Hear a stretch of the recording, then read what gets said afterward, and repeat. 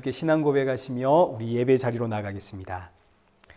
전능하사 천지를 만드신 하나님 아버지를 내가 믿사오며 그 외아들 우리 주 예수 그리스도를 믿사오니 이는 성령으로 잉태하사 동정녀 마리아에게 나시고 본디오 빌라도에게 고난을 받으사 십자가에 못 박혀 죽으시고 장사한 지 사흘 만에 죽은 자 가운데서 다시 살아나시며 하늘에 오르사 전능하신 하나님 우편에 앉아 계시다가 저리로서 산자와 죽은 자를 심판하러 오시리라. 성령을 믿사오며 거룩한 공예와 성도가 서로 교통하는 것과 죄를 사하여 주시는 것과 몸이 다시 사는 것과 영원히 사는 것을 믿사옵나이다. 아멘.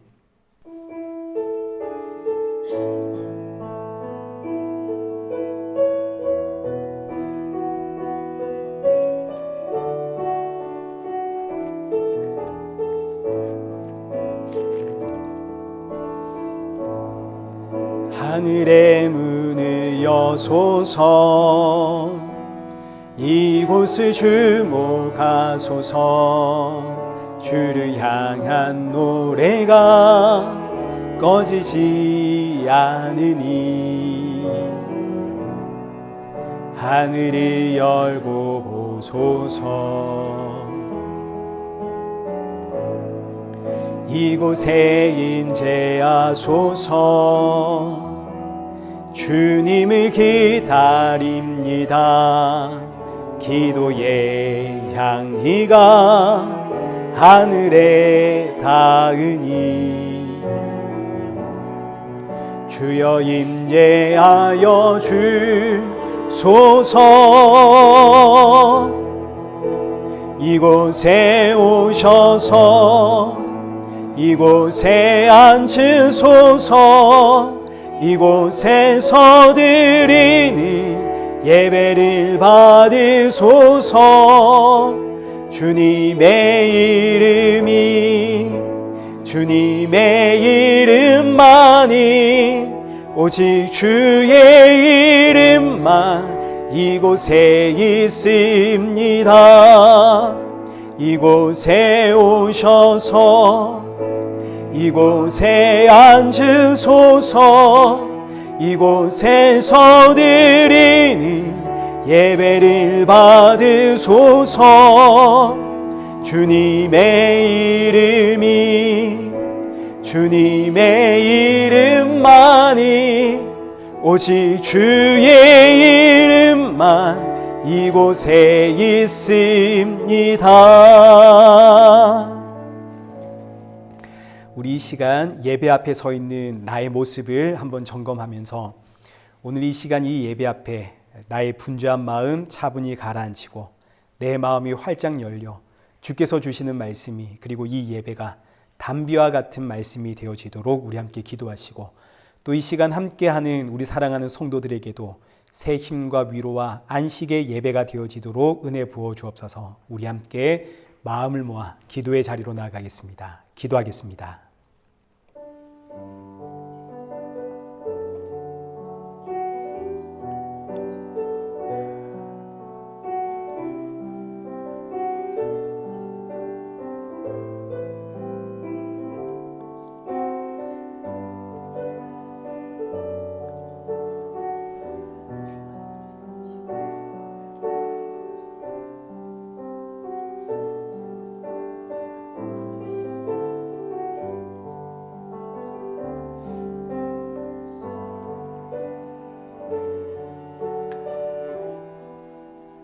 살아계신 하나님 아버지, 오늘 우리를 이 예배 자리로 인도하심에 감사를 드립니다. 지난 한 주간 돌아보면 참 주님 앞에 설 수 없는 죄인이라는 사실, 얼마나 말 많고 탈 많은 인생인지를 돌아보게 됩니다. 그러나 주님의 은혜로 오늘 우리가 이 자리에 섰사오니 주께서 우리에게 부어주시는 그 사랑과 은혜와 자비의 말씀 듣고 새롭게 시작하는 이 한 주를 다시 살아갈 수 있는 그런 새 힘을 얻도록 크신 은혜 허락하여 주옵소서.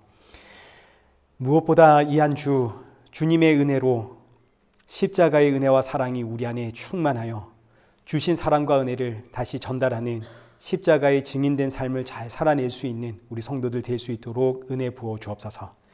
예수님의 이름으로 기도드리옵나이다. 아멘. 우리 함께 교독문 제5번 우리 함께 교독하시겠습니다. 여호와 우리 주여, 주의 이름이 온 땅에 어찌 그리 아름다운지요. 주의 대적으로 말미암아 어린 아이들과 젖먹이들의 입으로 권능을 세우시며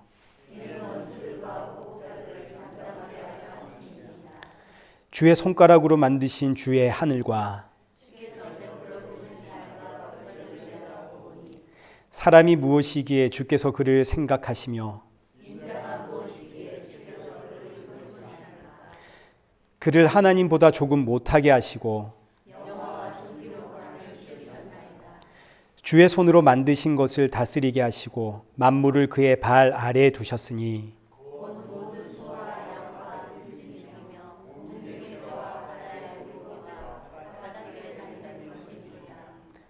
여호와 우리 주여, 주의 이름이 온 땅에 어찌 그리 아름다운지요. 아멘.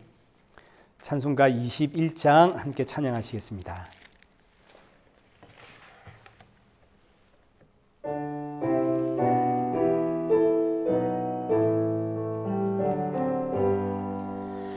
다 찬양하여라 전능왕 창조의 주께 내오나 주 찬양 평강과 구원의 주님 성도들아 주 앞에 이제 나와 즐겁게 찬양하여라.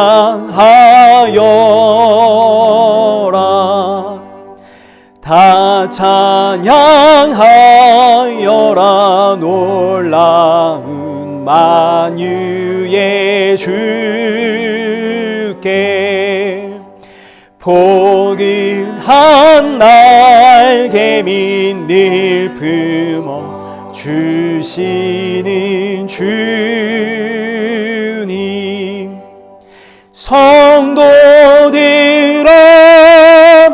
주님의 뜻 안에서 내 소원 다 이루리라. 다 찬양하여라. 온몸과 마음을 바쳐 이 세상 만물이 주 앞에 다 나와 찬양 성도들아 기쁘게 소리 높여 영원히 찬양하여라.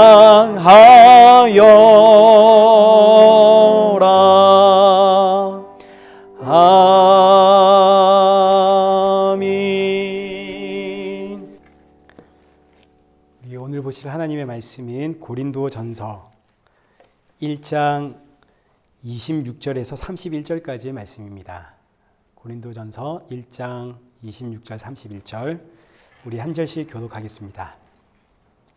형제들아 너희를 부르심을 보라. 육체를 따라 지혜로운 자가 많지 아니하며 능한 자가 많지 아니하며 문벌 좋은 자가 많지 아니하도다.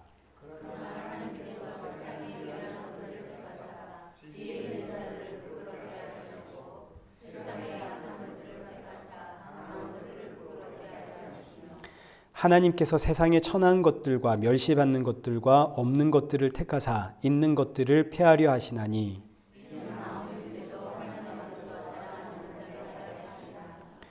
너희는 하나님으로부터 나서 그리스도 예수 안에 있고 예수는 하나님으로부터 나와서 우리에게 지혜와 의로움과 거룩함과 구원함이 되셨으니 기록된 바 자랑하는 자는 주 안에서 자랑하라 함과 같게 하려 함이라.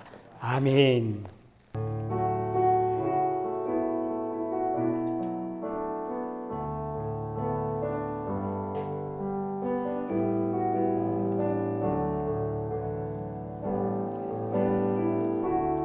은혜 아니면 살아갈 수가 없네. 호입마저도 다 주의 것이니 세상 평안과 위로 내게 없어도 예수, 오직 예수뿐이네. 크신 계획 다 볼 수도 없고 작은 고난에 지쳐도 주께 묶인 나의 모든 삶 버티고 견디게 하시네. 은혜 아니면 살아갈 수가 없네. 나의 모든 것 다 주께 맡기니 참된 평안과 위로 내게 주신 주 예수, 오직 예수뿐이네. 기도하겠습니다. 살아계신 하나님 아버지, 감사합니다. 이 시간 이 예배 자리에 빈손으로 오지 않게 하신 감사합니다.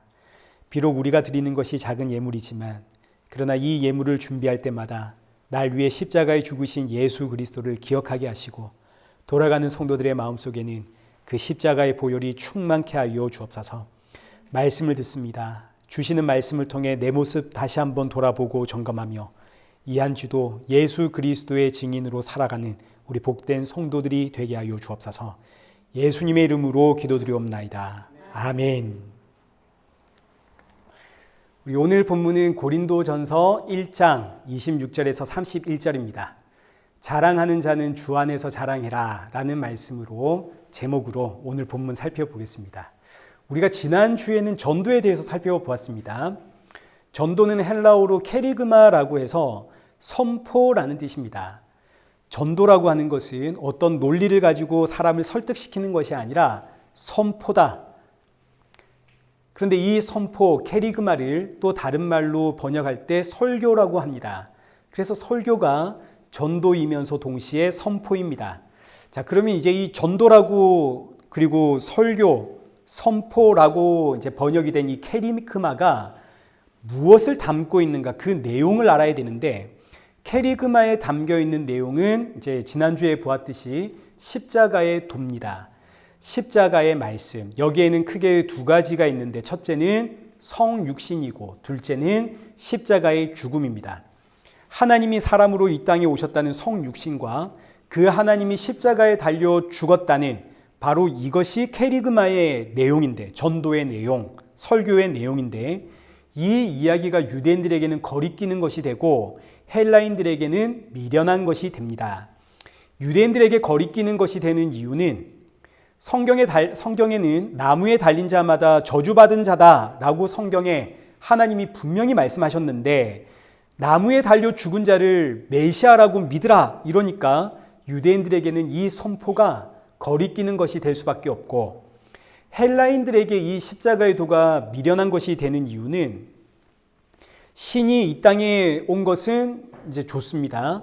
근데 그 신이 사람들에게 잡혀서 무기력하게 십자가에 죽다니 그럼 이 신 바보 아닙니까? 사람에게 잡혀서 십자가에 죽는 신은 신이 아니다. 이건 바보 같은 이야기입니다. 그래서 헬라인들에게 이 선포는 이제 미련한 것이 될 수밖에 없습니다. 그러나 부르심을 입은 성도에게는, 저와 여러분에게는 십자가의 도는 하나님의 능력이고 하나님의 지혜입니다. 하나님은 십자가의 도를 선포하게 하심으로 이 땅에서 하나님의 자기 백성들을 불러내십니다. 세상 사람들에겐 너무 미련하고 어리석고 말도 안 되고 도무지 믿을 수 없는 이야기라 세상 사람들은 나오지를 못합니다. 그러나 이 세상 안에 감추어져 있는 하나님의 백성들은 놀랍게도 이 선포 앞에 반응하고 나옵니다. 그래서 전도는 선포입니다. 듣든지 아니 듣든지 선포라고 하는 방법으로 하나님은 자기 백성들을 불러내십니다. 물론 이제 듣는 입장에서는 이 십자가의 도를 논리적으로 잘 포장해가지고 전달하면 이게 듣기에는 참 좋겠지만 그렇다고 해서 그들이 십자가의 도를 믿게 되는 것은 아닙니다. 반면 꾸밈이 없습니다. 아무리 날 것이라 하더라도 하나님의 택하신 백성은 이 말씀 앞에 반응하여 나오게 되어 있습니다. 자, 그런데 지금 고린도 교회는 뭘 하고 있나요? 우리가 지난주에 보았듯이 나는 바울파다, 나는 게바파다, 나는 아볼로파다. 아볼로는 철학과 논리로 십자가의 도를 포장을 했습니다. 그러니 헬라인들이 좋아하고, 게바는 율법으로 십자가의 도를 포장을 했습니다. 그러니 유대인들이 좋아하고, 사도 바울은 깊은 영적인 깨달음으로 십자가의 도를 포장을 했습니다. 그러니 더 깊은 영적 깨달음을 알고자 하는 이들이 좋아라 합니다. 그런데 여러분, 이건 사실 전부 다 껍데기입니다. 껍데기. 철학과 논리로 포장을 했든 율법으로 포장을 했든 영적인 깨달음으로 포장을 했든 이건 전부 껍데기입니다. 중요한 건 뭔가요? 십자가의 도죠. 성육신과 예수 그리스도의 십자가의 죽음과 부활 아닙니까? 이게 핵심 아닙니까? 이 안에 뭐가 담겼나? 선물을 줄 때 선물의 내용이 중요한가요? 아니면 선물의 그 껍데기가 중요한가요? 중요한 거는 이 선물 안에 담겨있는 내용 아닙니까? 근데 이 선물의 내용보다는 선물의 포장에 관심이 집중되어 가지고 누가 이 선물을 더 곱고 예쁘고 아름답게 포장을 했는가, 여기에 집중해 버린 교회가 바로 고린도 교회다, 이 이야기죠. 그런데 이것이 고린도 교회만의 이야기겠습니까? 2000년이 지난 오늘날까지 여전히 이 문제는 교회 안에 있습니다. 왜냐하면 이게 마귀의 미혹의 핵심이거든요. 마귀의 미혹은 언제나 내용이 아니라 포장에 관심을 두게 만드는 겁니다. 얼마나 잘 포장하고 있는가. 이게 얼마나 잘 먹히냐면, 사람은 태어나기를 눈에 보이는 것이 전부인 줄 아는 존재로 태어났습니다. 그 안에 담겨있는 내용은 사실 관심이 없습니다. 예수 믿고 그래서 그 사람이 얼마나 잘 되었냐, 여기에 관심이 있습니다. 저 사람 안에 담겨있는 예수가 어떤 예수냐, 여기엔 관심이 없고, 세상에 저분이 기도를 열심히 해가지고 밤낮 철야를 하고 40일 동안 금식 기도하고 그렇게 교회 충성봉사 헌신하더니 결국은 하나님이 복 줘가지고 저렇게 문제가 해결되고 은혜가 임했네, 여기에만 관심이 가는 거죠. 교회가 성장을 하면 그 교회가 담고 있는 십자가의 도에는 관심이 없습니다. 교회가 성장했다는 것 그 자체를 보고 사람들이 모입니다. 그 교회에서 선포되어오는 십자가의 도가 바르냐 그르냐, 여기에 관심이 있는 게 아니라 그 교회 목사님의 말씀이 참 좋다, 십자가의 도를 포장하고 있는 그 목사님의 언변과 또 그 목사님이 얼마나 큰 교회를 하고 있느냐, 이런 데에 우리의 관심이 집중되어 버립니다. 마치 이런 것과 같습니다. 어느 날 우리 교회에 좀 모지라 보이는 사람이 온 겁니다. 근데 알고 보니까 이 사람이 서울대를 다닌다 이거죠. 그럼 그 순간부터 그 사람이 모지리로 보이나요? 안 보이나요? 안 보이죠. 이 사람을 포장하고 있는 그 학벌에 우리가 깜짝 놀래가지고 그때부터는 이 모지리가 더 이상 모지리로 안 보이는 겁니다. 사실은 모질인데. 그래서 오늘날 교회가 담임 목사 청빙할 때 이제 다 그런 것은 아니겠지만 보통 일반적으로 학벌 봅니다. 일반 대학을 어떤 대학교를 나왔는가. 큰 교회 가려면 스카이 정도는 나와야 됩니다. 신학대학교 나온 목사님은 잘 안 쳐줍니다. 왜냐하면 옛날부터 신학대학교는 공부를 좀 못하는 애들이 간다, 이런 이미지가 있었거든요. 지금 우리 교회에 똑똑한 사람들이 얼마나 많은데, 석사 박사가 얼마나 많은데 아무나 뽑을 수 있나요? 그래서 어떤 대학교를 나왔느냐가 중요하고, 박사 학위를 가졌냐 이거 중요하고, 그리고 얼마나 큰 교회에서 부교육자 생활을 했느냐, 이런 걸 보고 있다고요. 그 사람 안에 담겨있는 십자가의 도, 여기에는 관심이 없고 그저 그 사람을 포장하고 있는 껍데기에만 관심이 집중되는 이게 지금 마귀의 미혹입니다. 수천 년 전부터 그리고 오늘날까지 마귀의 미혹은 한결같고 그리고 우리는 이 마귀의 미혹에 너무너무 쉽게 넘어갑니다. 한 6년 전쯤 제 설교를 들으신 성도 한 분이, 집사님 한 분이 굉장히 화가 나셨습니다. 그때 제가 이 세상은, 천지창조는 하나님께서 사람을 위해 창조한 게 아니라 하나님께서 예수 그리스도를 위해, 예수 그리스도의 영광을 위해 창조된 세상이다. 제가 이런 설교를 했었거든요. 여기에 너무 화가 나신 겁니다.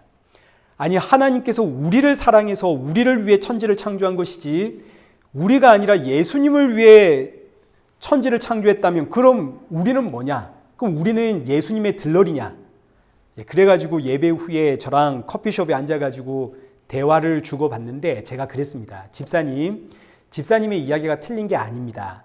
그러나 천지창조는 예수님의 영광을 위해 창조된 겁니다. 그렇다고 해서 하나님이 우리를 사랑 안 하시는가? 사랑하시기 때문에 창세 전에 이미 예수님의 십자가를 준비해 놓으셨습니다. 우리를 사랑하시기에 창세 전에 예수 그리스도의 십자가를 준비해 놓으셨고 예수님 십자가에 죽으셨지만 그러나 결국은 이로 인해서 예수님의 영광을 받으십니다. 그래서 천지창조의 목적은 예수님의 영광에 있습니다. 이 집사님은 이거 못 받아들이시는 겁니다. 예수님의 십자가 죽음이야말로 하나님께서 나를 얼마나 사랑하시는가의 증거가 되는 거니까 천지창조도 하나님이 사랑하시는 그 사람을 위해 창조해야 이게 말이 되고 하나님은 이 땅에서 우리의 삶을 통해 영광을 받으셔야 그게 말이 되지 예수님 십자가에 죽으신 것을 가지고 이게 천지창조의 목적이다. 천지창조는 예수님 위한 것이다. 이러면 이건 말이 안 된다. 그래서 이제 서로 논쟁을 하다가 이분이 한국에서 정말 이름만 대면 누구나 다 아는 대형교회 목사님께 전화를 하셔가지고 이런 질문을 했습니다. 목사님, 제가 아무개입니다. 궁금한 게 있어서 전화를 드렸습니다. 하나님께서 이 세상 누구를 위해 창조했나요? 그러니까 이제 스피커폰에서 나오는 그 목사님의 대답이 사람을 위해 창조했습니다. 이제 이분이 예 목사님 감사합니다 하고 전화를 끊고는 저에게 하는 이야기가 목사님 들으셨죠? 이 목사님이 올바른 성경 강해로 많은 사람들에게 존경을 받고 책도 여러 권 쓰신 목사님입니다. 근데 이분이 틀렸겠습니까? 제가 그때 입을 다물었습니다. 더 이상 할 말이 없는 거죠. 이건 논리와 설득으로 되는 일이 아니거든요. 그때 제가 이제 깨닫게 된 게 이 세상은 포장지가 화려하고 멋져야 그 안에 담겨있는 내용도 올바른 것이라고 믿는 세상이구나. 이게 지금 고린도 교회의 이야기입니다. 포장지가 얼마나 화려하고 멋진가. 그 안에 담겨있는 생명에는 관심이 없습니다. 생명을 둘러싸고 있는 포장지에 관심이 있습니다. 그래서 이제 사도 바울의 이야기가 이 고린도 교회를 향해 오늘 본문 26절인 겁니다. 형제들아, 너희의 부르심을 봐라. 육체를 따라 지혜로운 자가 많지 아니하며 능한 자가 많지 아니하며 문벌 좋은 자가 많지 아니하도다. 포장지에 관심이 집중되어 있는 이 고린도 교회를 향해 사도 바울이 너희의 부르심을 봐라. 너 자신을 한번 봐라 이겁니다. 너의 포장지가 그럴듯해서 하나님이 너를 불렀니? 사실 고린도 교회는 부유한 사람들이 모여서 만든 교회가 아니거든요. 고린도 교회는 사도 바울이 고린도에서 천막을 만들면서 개척한 교회입니다. 천막은 누가 사나요? 요즘처럼 캠핑 가려고 천막 사는 게 아닙니다. 집을 살 돈이 없어가지고 천막을 사는 겁니다. 그러니 사도 바울이 천막을 만들면서 교회를 개척할 때 자연스럽게 천막 살려고 왔다가 복음을 영접했다든지 아니면 사도 바울과 같은 직군에 속한 사람들끼리 교제를 하다가 복음을 영접해가지고 이 교회에 모인 겁니다. 그러니까 지금 고린도 교회는 사실은 부유층이 모인 교회가 아닙니다. 그러니 이 사람들에게 뭐 포장될 게 뭐가 있겠습니까? 세상에서 내놓을 만한 게 뭐가 있는 사람들인가요? 아무것도 없는 사람들이죠. 세상에서 보자면 어디서 불러줄 만한 그런 사람들이 아닙니다. 그런데 하나님이 우리를 부르셨습니다. 그래서 하는 이야기가 사도 바울이 26절에서 형제들아 너희의 부르심을 한번 봐라. 육체를 따라 지혜로운 자가 많지 않다. 하나님이 우리를 부르실 때 우리 중에 지혜로운 자가 어디 있느냐? 아예 없다는 이야기는 아닙니다. 그러나 우리 대부분은 지혜로운 자가 아니지 않느냐? 여기서 지혜가 학벌이라는 뜻입니다. 우리 중에 배운 자가 얼마나 있느냐? 우리 대부분은 배운 자가 아니다. 아예 없는 것은 아니지만. 그런데 하나님이 우리를 불러주지 않았니? 껍데기의 화려함을 가지고 불렀다면 우리 중엔 그 누구도 부르심을 받을 자가 없다. 마찬가지입니다. 우리 중에 능한 자가 많지 않다. 여기서 능한 자란 성공한 사람을 뜻합니다. 하나님이 우리를 부르실 때 우리가 세상에서 성공한 사람이라 불러주셨냐? 그렇지 않다. 지금도 우리 중에는 성공한 사람들이 거의 없다. 있기는 있지만 대부분은 아니다. 마지막으로 우리 중에 문벌 좋은 자가 많지 않다. 여기서 문벌은 가문을 뜻합니다. 이 당시가 귀족 사회였거든요. 문벌 좋은 자가 아예 없는 것은 아니지만 우리 대부분은 문벌이 없는 사람들이다. 그런데 하나님은 이 세상의 그 훌륭한 사람들, 지혜롭고 성공했고 문벌 좋은 사람들이 아니라 우리를 불렀다. 그럼 이제 우리는 어떤 사람이냐? 여기에 대한 이야기가 이제 27절부터 28절에 나옵니다. 자, 지금 여기 26절을 보시면 부르심을 받은 우리 중에 지혜로운 자가 아예 없는 거 아니죠. 지혜로운 자가 있습니다. 능한 자도 있고 문벌이 좋은 자들도 있습니다. 그렇기 때문에 27절과 28절에 하나님이 나를 부르셨는데 내가 어떤 사람인가에 대한 부연 설명이 나오는 겁니다. 어떤 의미인지 아시겠죠? 지금 여기에는 지혜로운 자도 있고 능한 자도 있고 이제 문벌이 좋은 자도 있기 때문에 사도 바울이 다시 한번 우리가 어떤 사람인가를 이야기하는 게 이제 이 27절과 28절입니다. 27절과 28절은 저와 여러분에 대한 이야기이기 때문에 우리 함께 읽도록 하겠습니다. 시작. 그러나 하나님께서 세상에 미련한 것들을 택하사 지혜 있는 자들을 부끄럽게 하려 하시고 세상에 약한 것들을 택하사 강한 것들을 부끄럽게 하려 하시며 하나님께서 세상에 천한 것들과 멸시받는 것들과 없는 것들을 택하사 있는 것들을 폐하려 하시나니. 아멘. 자, 지금 여기 말씀 보니까 하나님으로부터 부르심을 받은 나는 어떤 사람인가요? 여기 보니까 미련하고 약하고 천하고 멸시받는 사람, 없는 사람이죠. 저와 여러분의 모습을 이렇게 명확하고 분명하게 짚어주는 성경 구절이 별로 없습니다. 저와 여러분이 어떤 사람이라고요? 미련하고 약하고 천하고 멸시받고 없는 사람. 여기에 아멘 할 수 있다면 여러분 이게 기적입니다. 왜냐하면 우리는 실제로 내가 생각하는 것만큼 미련한 사람 아니거든요. 우리 전부 공부할 만큼 다 한 사람들 아닙니까? 또 우리 그렇게 약한 사람도 아닙니다. 우리 어디 가서 무시당할 만큼 능력 없는 그런 사람 아니지 않습니까? 근데 성경은 하나님이 우리를 부르셨는데 왜 우리를 불렀냐면 우리가 미련하고 약하고 천하고 멸시받는 자이기 때문에 불렀다 그럽니다. 얼마나 기분 나쁜 말인가요? 자존심 팍 상하죠. 근데 이 말씀 앞에 맞습니다. 아멘, 아멘. 나는 미련한 자요, 약한 자요, 천한 자요, 멸시받는 자입니다. 이 고백이 나온다면 이건 기적입니다. 그러면 왜 우리가 미련한 자고 약한 자고 천한 자고 멸시받는 자요, 없는 자인가요? 이 당시 고린도 교회는 여기 기록되어 있는 문자 그대로 잘난 것이 별로 없었던 성도들입니다. 집이 없어서 텐트를 사야 했을 만큼 이제 연약한 사람들, 가진 것도 없고 학벌도 없고 문벌도 없었던 사람들. 그러나 이 중에는 분명히 지혜로운 사람들도 있고 성공한 사람들도 있고 문벌이 좋은 자들도 있거든요. 뿐만 아니라 오늘 저와 여러분은 집도 있고 차도 있고 학벌도 있고 우리가 서로 몰라서 그렇지 알고 보면 우리는 가문도 꽤 괜찮은 그런 사람들 아닙니까? 근데 왜 우리가 미련한 자고 약한 자고 천시받는 자고 멸시받는 자고 그런가요? 이건 하나님 앞에서 우리의 모습이라는 이야기입니다. 하나님 앞에서 우리는 하나님을 알지 못했던 미련한 자였고 하나님 앞에서 우리는 한없이 연약한 피조물에 불과하죠. 무엇보다 우리는 죄인 아닙니까? 죄인. 그래서 천한 자고 멸시받는 자입니다. 그런데 이런 우리를 택하여 세상에 지혜 있는 자들을 부끄럽게 하시고 세상의 지혜로 볼 땐 십자가의 예수님을 믿는 것만큼 미련한 일이 없습니다.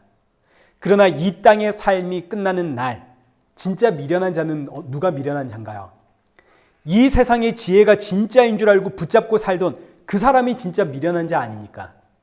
마찬가지, 이런 우리를 택하여 강한 자들을 부끄럽게 하시고 이 세상의 강한 자, 이 세상에 있는 자, 그런 사람들은 결국 돈 가진 사람들입니다. 예나 지금이나 한결같이 이 세상의 강함은 물질에 있거든요. 그러나 이 땅의 마지막 날, 그 물질이 내 생명을 지켜주나요? 그러니 이 땅에서 강한 자들이 그 마지막 날에 하나님 앞에서 물질 붙들고 살았던 자신의 인생을 얼마나 부끄러워하겠습니까? 자, 그런데 문제는 이런 우리의 부르심, 이 귀하고 복된 은혜가 이 땅을 살아가는 동안에는 사람들 눈앞에 가치 있어 보이는 것들이 아닙니다. 저와 여러분이 이 세상에 아무리 십자가의 돌을 꺼내놔도 이 세상에서는 인정받지를 못합니다. 오히려 미련하다 손가락질을 받는 겁니다. 자랑할 수가 없는 것들입니다. 이건 마지막 날 예수님 다시 오시는 그날의 효력을 발휘하는 것들입니다. 그러니까 이 땅에서 교회와 성도가 받은 이 십자가의 돈은 이 땅에서는 자랑할 것이 없죠. 자랑할 만한 것이 아닙니다. 육체로는 말할 것도 없죠. 우리는 전부 하나님 앞에 죄인 아닙니까? 죄인이 무슨 자랑할 게 있습니까? 그러니까 성도는 자랑할 게 하나도 없습니다. 우리가 하나님으로부터 받은 것은 전부 자랑할 게 없는 것들이죠. 이 땅에서는. 이건 마지막 날 하나님 앞에서 효력을 발휘하는 것들이기 때문에. 그래서 성도의 소망이 마라나타입니다. 주께서 주신 이것 붙잡고 마라나타, 아멘 예수여 어서 오시옵소서. 근데 지금 고린도 교회는 뭔가를 자랑하고 있습니다. 우리는 아볼로파다, 우리는 게바파다, 우리는 바울파다. 아니, 우리가 받은 십자가의 도와 우리의 이 육체는 이 세상에서 도무지 자랑할 것들이 없는 것들인데 대체 너희는 뭘 자랑하고 있느냐? 그러니까 지금 고린도 교회는 포장지를 지금 막 자랑하고 있는 거 아닙니까? 그래서 여기 29절에 이는 아무 육체도 하나님 앞에서 자랑하지 못하게 하려 하심이라. 하나님은 이 땅에 자랑거리를 준 적이 없는데 대체 너희는 지금 뭐 자랑하고 있니? 이제 이 말씀을 가지고 오늘 저와 여러분의 모습 한번 돌아봐야 됩니다. 우리 뭐 자랑하고 있나요?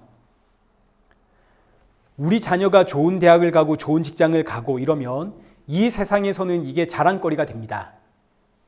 그러나 하나님 앞에선 자랑거리가 아닙니다. 왜냐하면 아무리 좋은 대학, 좋은 직장 가도 예수님 모르면 그 인생은 망한 인생이거든요. 어떻게 자랑할 수 있습니까? 망한 인생인데 하나님 앞에선. 아무리 학벌이 좋고 우리가 아무리 성공을 했고 아무리 가진 것 많아도 예수 그리스도 모르면 망한 인생인데 뭘 자랑하겠습니까? 그러니 우리가 육체적으로는 자랑할 것이 없습니다. 마찬가지 교회가 아무리 성장을 하고 사람들이 많이 모여도 세상적으로 보면 교회 건물이 클수록 우와 대단하다 자랑거리가 되죠. 사람들이 많이 모이면 우와 대단하다 자랑거리가 됩니다. 그러나 사실 그 안에 담겨있는 십자가의 도는 세상이 미련하다 여기는 것들입니다. 세상 사람들이 교회의 포장을 보고 대단하다 할 때 우리까지 덩달아 교회의 포장지를 가지고 자랑하고 그럼 되겠습니까? 그러면 안 되죠. 교회와 성도의 자랑은 오직 하나, 십자가의 도뿐입니다. 그래서 여기 30절 너희는 하나님으로부터 나서 그리스도 예수 안에 있고, 사도 바울이 성도의 참된 자랑거리가 뭔지를 지금 고린도 교회 성도들에게 다시 한번 가르쳐주는 말씀입니다. 첫째, 우리의 자랑거리가 뭐냐? 우리는 하나님으로부터 나와서 그리스도 예수 안에 있다. 이게 우리의 자랑거리다. 세상은 도무지 이해할 수가 없는 자랑거리죠.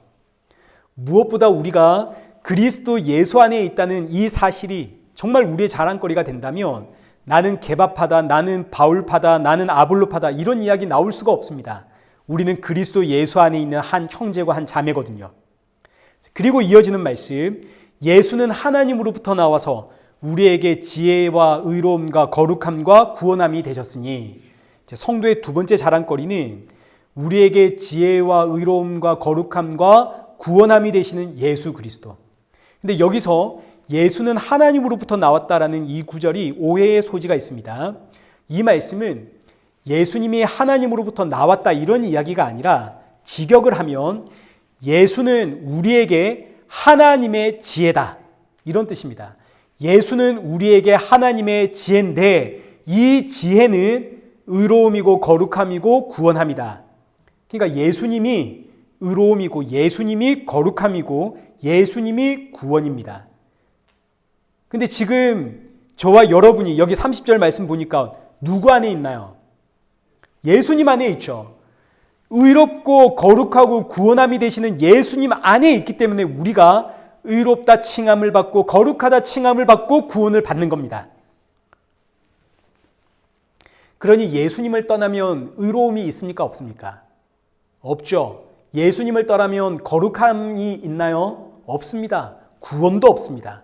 그러니 우리가 자랑할 게 없죠. 왜냐하면 내가 노력해서 의로움을 만들어내는 거 아니고 내가 거룩히 살았다고 해서 거룩함이 만들어지는 것 아니고 내가 노력해서 구원을 받는 것 아니고 전부 내가 만들어낼 수 있는 게 아니기 때문에 자랑할 게 없죠. 그럼에도 불구하고 이런 내가 의롭고 거룩한 하나님의 백성이라 칭함받는 이유는 내가 지금 예수 그리스도 안에 있기 때문에 그래서 오늘 본문의 결론이 31절에 기록된 바 자랑하는 자는 주 안에서 자랑해라. 이 이야기가 내가 지금 예수 그리스도 안에 있다는 것을 자랑해라 이런 이야기입니다. 주 안에서 자랑해라. 내가 예수 그리스도 안에 있다는 걸 자랑해라. 그러니 성도와 교회의 자랑거리는 오직 예수님뿐이죠. 예수님만 이야기할 뿐입니다. 다른 건 할 말이 없습니다. 내가 기도했더니 문제 해결되었어. 내가 기도했더니 여기서는 방언을 한대. 나 기도해가지고 나는 예언이라는 은사를 받았지. 난 기도해서 병 고치는 은사를 받았지. 이건 전부 다 껍데기입니다. 이건 자랑거리가 아닙니다. 자랑거리는 내 안에 계시는 예수 그리스도. 혼동하지 마라. 미혹되지 마라. 지금 사도 바울의 메시지입니다. 말씀을 믿겠습니다. 오늘 고린도 교회는 껍데기 가지고 자랑하는 교회가 되었습니다. 누가 더 십자가의 도를 잘 포장하고 있는가. 이게 지금 자랑거리가 되어버린 교회입니다. 교회 건물이 자랑거리가 되어버렸고 성도의 수가 자랑이 되어버렸고 전도한다, 선교한다, 봉사한다, 섬긴다 이런 교회의 일이 자랑거리가 되어버린 교회. 그러나 우리의 부르심을 돌아보십시오. 껍데기를 보고 하나님이 우리를 불렀다면 여기 있을 인생 아무도 없습니다. 뿐만 아니라 주께서 우리를 부르실 때 우리는 예수 그리스도와 그의 십자가의 죽으심과 부활이라는 이 진리의 말씀을 받고 믿게 된 것이지 이 복음을 포장하고 있는 껍데기를 믿게 된 게 아닙니다. 성도의 자랑은 오직 하나, 내가 예수 그리스도 안에 있다는 사실, 그 예수님이 나의 의로움이요 거룩함이요 구원이 된다는 이 사실, 이 사실을 선포하는 것이 전도, 내가 만난 예수 그리스도를 선포하는. 이제 오늘 본문을 끝내면서 오늘의 말씀을 잘 설명해 주는 구절이 하나 있습니다. 여기 고린도후서 4장 7절입니다. 우리가 이 보배를 어디에 가졌다고요? 질그릇에 가졌으니 이는 심히 큰 능력은 하나님께 있고 우리에게 있지 아니함을 알게 하려 함이라. 하나님의 보배는 뭔가요? 예수님이죠. 반응을 해 주십시오. 이제 마지막인데 끝났는데 우리의 보배가 뭐라고요? 예수 그리스도. 그 예수님이 어디에 담겨 있나요? 질그릇에 담겨 있습니다. 근데 질그릇은 보잘것없는 그릇이다 이런 이야기거든요. 근데 이 질그릇이 누구를 상징하는 이야기입니까? 예수님이 아니라 저와 여러분이죠. 예수님이면 큰일 나죠. 질그릇은 저와 여러분입니다. 저와 여러분이라는 질그릇 안에 예수님이 담겨 있습니다. 근데 하나님은 왜 이 보배를 질그릇 안에 담았나요? 그 이유는 구원의 능력이 우리에게 있는 것이 아니라 하나님께 있음을 알게 하려고. 자, 보십시오. 질그릇 안에 보배가 담겨 있으면 사람들은 관심을 두지 않습니다. 질그릇을 주면 사람들 이거 안 받습니다. 왜냐하면 질그릇은 우리 집에도 많거든요. 받고 싶지 않습니다. 이거 받으면 그냥 우리 집의 공간만 차지하는 쓰레기가 될 뿐입니다. 근데 별것 아닌 것인데 포장지가 화려하면, 이 포장지가 금그릇이라면 너도 나도 달라달라 하지 않겠습니까? 받을래? 받을래. 금인데요. 그러니까 포장지가 화려하면 그 안에 담긴 것도 보물이 되는 게 이 세상입니다. 너도 나도 달라 그럽니다. 그래서 하나님이 보잘것없는 질그릇 안에 보화를 담습니다. 그리고 이 질그릇에 담긴 보화를 전달할 때 이 보화를 보고 영접하는 인생이 있다면 이건 질그릇의 능력이 아니라 누구의 능력이다? 하나님의 능력이다. 그런데 왜 자꾸 질그릇이냐 금그릇이냐 지금 포장지에 관심을 두고 있는가? 고린도 교회. 누구는 방언한다. 이제 앞으로 살펴볼 이야기들이 은사 이야기거든요. 누구는 방언한다. 누구는 예언한다. 누구는 병 고친다. 이건 전부 다 포장된 것들인데 왜 여기에 관심을 가지고 있느냐? 이것이 오늘 고린도 교회와 그리고 저와 여러분에게 주시는 하나님의 말씀입니다. 오늘 우리의 관심은 어디에 있습니까? 우리 결론으로 고린도후서 4장 18절 말씀 우리 함께 읽겠습니다. 우리가 주목하는 것은 보이는 것이 아니요 보이지 않는 것이니 보이는 것은 잠깐이요 보이지 않는 것은 영원함이라. 세상은 보이는 게 전부입니다. 세상은 포장지가 화려해야 집중을 합니다. 그러나 성도는 보이지 않는 것을 보는 자입니다. 세상의 눈으로는 보이지 않지만 지금 나와 함께 하시는 예수 그리스도. 눈에 보이는 이 세상의 것들은 잠깐이지만 그러나 눈에 보이지 않지만 지금 나와 함께 하시는 예수 그리스도는 영원입니다. 영원한 길이고 영원한 진리고 영원한 생명입니다. 그러니 사랑하는 성도 여러분, 우리 눈으로 볼 때 교회 안에 여러 가지 답답한 일들이 있을 수 있습니다. 내 성에 안 차고 답답하고. 그러나 잊지를 마십시오. 우리는 포장에 관심을 가지고 있는 성도가 아니라 나의 생명의 주가 되시는 예수 그리스도를 만나기 위해 이 자리에 모인 성도입니다. 나의 관심이 어디에 있는가? 오늘 이 예배 후 저와 여러분의 심령에 포장이 아니라 그저 예수 그리스도로 충만해지는 은혜가 있기를 축원합니다. 우리 함께 충만 찬양하시고 우리 기도의 자리로 나가겠습니다.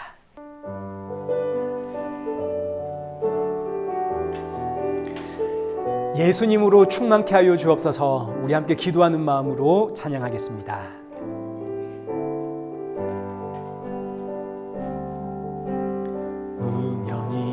무명이어도 공허하지 않은 것은 예수 안에 난 만족함이라. 가난하여도 부족하지 않은 것은 예수 안에 오직 나는 부요함이라. 고난 중에도 견뎌낼 수 있는 것은 주의 계획 있기 때문이라. 실패하여도 일어설 수 있는 것은 예수 안에 오직 나는 승리함이라. 난 예수로 충만하네. 난 예수로 충만하네. 난 예수로 충만하네. 영원한 왕 내 안에 살아계. 내 몸이 약해도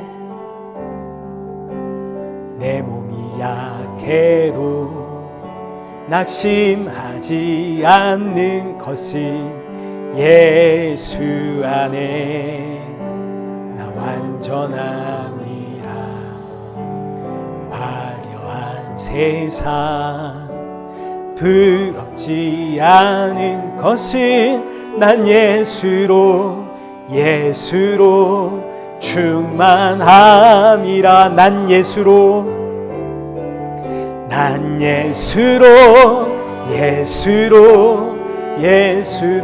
충만하네. 세상 모든 것들도 부럽지 않네. 난 예수로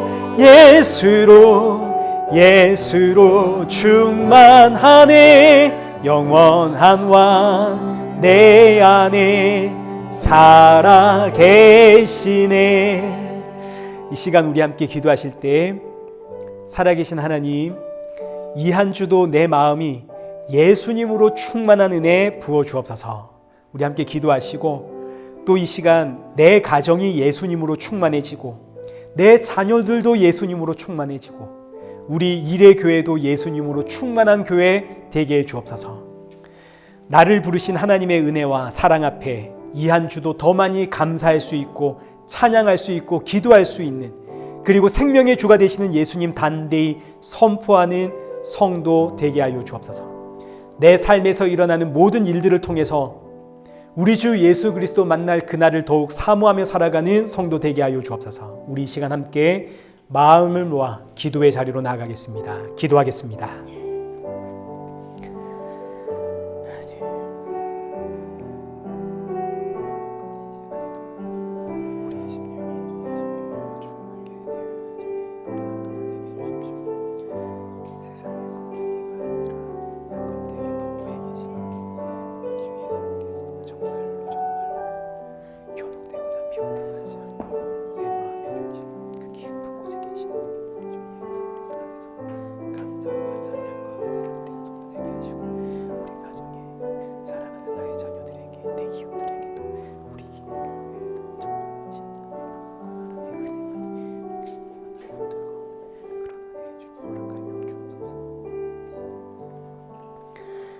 살아계신 하나님 아버지, 우린 참으로 연약합니다. 선악과를 먹었기 때문에 보암직하고 먹음직하고 지혜로워 보이는 겉모습을 쫓아가는 인생입니다. 이 시간 우리의 눈을 열어 보이지 않으나 나의 생명이 되시고 나와 함께 하시는 예수 그리스도로 충만한 인생 되게 하여 주옵시고 예수님이 나의 전부가 되는 성도가 되어지도록 은혜 부어 주옵소서. 우리는 서로의 기질이 다르고 성품이 다르지만 그러나 주 안에 있기에 주 안에서 화목을 이루며 모자라는 부분이 있다면 기다려주고 부족한 부분을 서로 채워주며 주 안에서 한 몸으로 세워져 가는 아름다운 하나님의 교회가 되어지도록 은혜 부어 주옵소서. 함께 한 마음과 한 뜻으로 주님 오실 그날을 사모하며 십자가에 증인된 사명을 잘 감당할 수 있도록 성령의 충만함 부어 주옵시고 나의 모든 상황과 환경 속에서 그 어떤 어려움이 있고 낙심되는 일이 있고 지치고 괴로운 순간이 있다 하더라도 그럼에도 불구하고 주가 나와 함께 하신다는 이 사실 앞에 더 많이 감사하고 더 많이 찬양하고 더 많이 기도하며 십자가의 좁은 길을 담대히 걸어가는 성도가 되어지도록 우리의 마음과 중심 붙잡아 주옵소서. 예수님의 이름으로 기도드리옵나이다. 아멘. 이제는 우리 주 예수 그리스도의 은혜와 성부 하나님의 크신 사랑과 성령 하나님의 위로교통 충만하심이 길이요 진리요 생명이 되신 예수님을 자랑하며 주님 오실 그날을 사모하며 기다리는 우리 일회교회와 성도들과 온 세계 교회 머리머리 위에 이제로부터 영원토록 함께 있을지어다. 아멘.